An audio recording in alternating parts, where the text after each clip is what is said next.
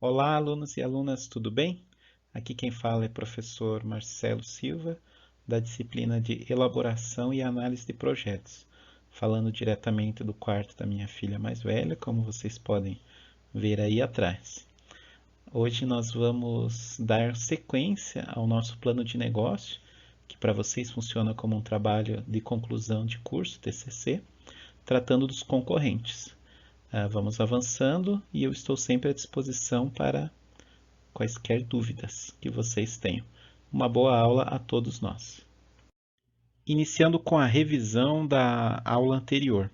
Na aula anterior, nós tratamos do estudo dos clientes e no final propusemos uma atividade, a terceira atividade, que consistia em preencher o item 2.1 do TCC. Pediu-se então que vocês identificassem o público-alvo, estabelecendo um perfil dos clientes, também traçassem o comportamento dos clientes, seus interesses e o que os levam a comprar, e a área de abrangência, onde estão os clientes.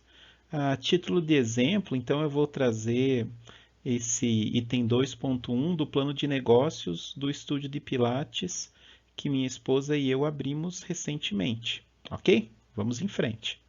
Perfil dos clientes. O público-alvo do VOL Pilates Studios Cajuru são todas as pessoas, independente do sexo, de faixa etária entre 18 a 70 anos ou mais e pertencentes à classe média, média baixa, média e média alta. Em relação ao comportamento dos clientes, o cliente em potencial está disposto a pagar um bom valor pelo bem-estar proporcionado pelo Pilates, superior ao valor de uma academia. O comportamento esperado é a busca por um trabalho individualizado e especializado, trazendo resultados mais rápidos que uma academia comum.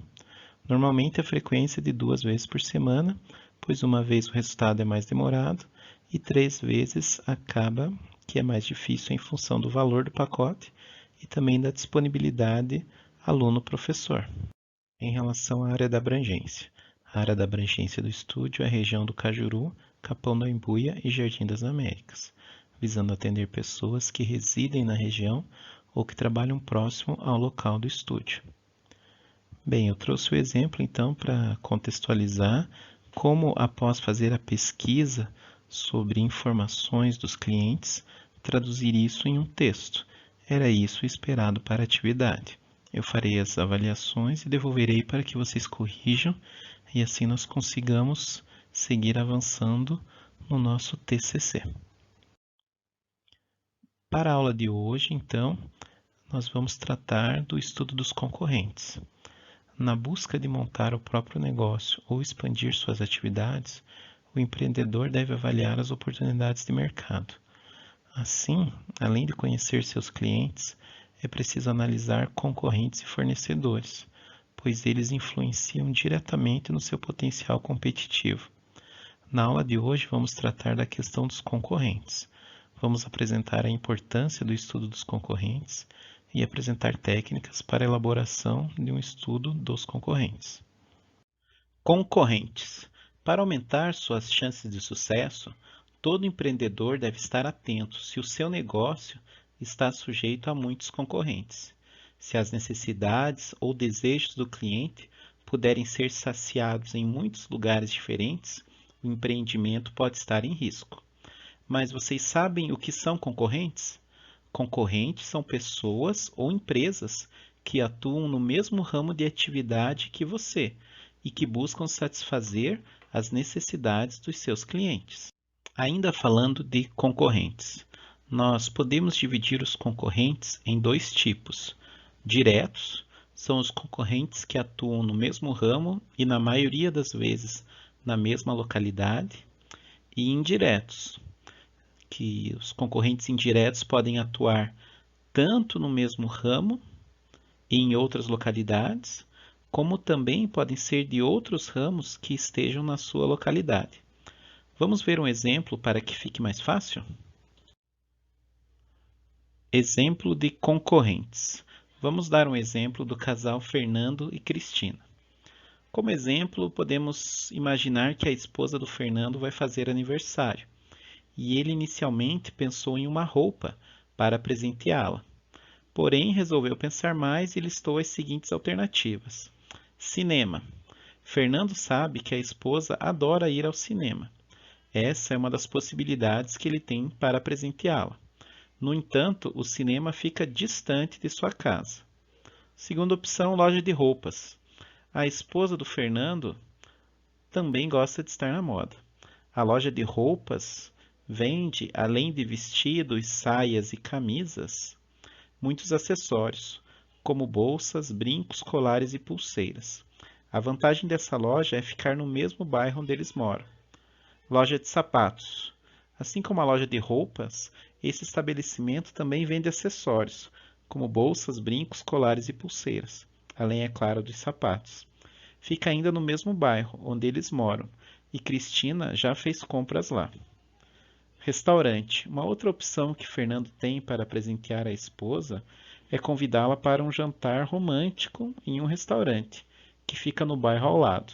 Os dois já ouviram falar muito bem do local. Floricultura. Cristina adora flores. Ela mantém vários vasos em casa. Por isso, Fernando também cogita escolher um bom arranjo para a esposa na floricultura próxima à casa deles. Bem, por meio desse exemplo que eu acabei de dar aqui, ficou claro então que não importa se as empresas são do mesmo ramo ou não, se estão no mesmo bairro ou não, todas acabam sendo concorrentes. Ou seja, quando ele pensou em um presente, seja cinema, seja loja de roupas, calçados, restaurante, floricultura, todos esses empreendimentos acabaram virando concorrentes. Vamos classificar esses concorrentes em direto e indireto? Eu vou marcar aqui em amarelo os concorrentes diretos. Então vamos lá. No exemplo, os concorrentes diretos que atuam no mesmo ramo e na maioria das vezes na mesma localidade são a loja de roupas. Acho que está meio fraco, né? Colocar outro amarelo aqui. Então a loja de roupas é um concorrente direto e a loja de sapatos, né? Então a ideia inicial dele era de fato dar alguma roupa, né? Então, diante dessa ideia inicial, a loja de sapato, que também vende acessórios, são os dois concorrentes diretos.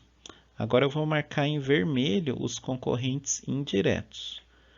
Então, concorrentes indiretos são que atuam tanto no mesmo ramo em outras localidades, como também na mesma localidade em ramos diferentes. Então, lembre, né, o Fernando poderia escolher entre um presente da loja de roupa ou uma floricultura, por exemplo, ou um restaurante, ou cinema. Então, todos esses acabam sendo os concorrentes indiretos, tá? A floricultura, o restaurante e o cinema acabam por ser concorrentes indiretos. Tranquilo? Ficou claro essa questão do concorrente direto e indireto? Então vamos avançar. Técnicas para análise de concorrentes. A principal técnica para análise de concorrentes é a utilização de um roteiro padronizado. O roteiro padronizado é um formulário estruturado para a coleta de informações sobre os seus concorrentes. Mas quais itens estão presentes em um roteiro padronizado?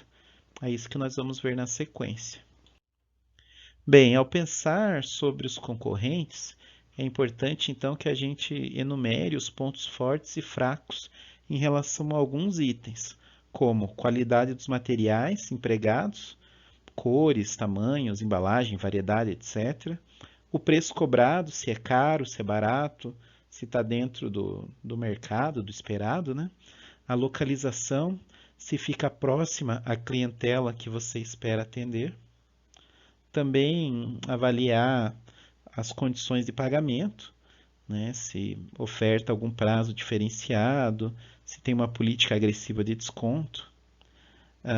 Um outro ponto a se considerar é o atendimento prestado, se em classificações como Google, Facebook é bem avaliado ou não, os serviços disponibilizados, como horário de funcionamento, se entrega em domicílio, se oferta algum tipo de aplicativo, enfim, quais serviços estão agregados, bem como as garantias oferecidas. Enfim, tudo que julgar importante para o seu negócio, você deve verificar como o concorrente age. Após fazer essa análise, então, e comparar a sua ideia de empresa com os concorrentes, você deve tirar algumas conclusões. A sua empresa poderá competir com as outras que já estão há mais tempo no ramo? O que fará com que as pessoas deixem de ir aos concorrentes para comprar de sua empresa? Há espaço para todos, incluindo você?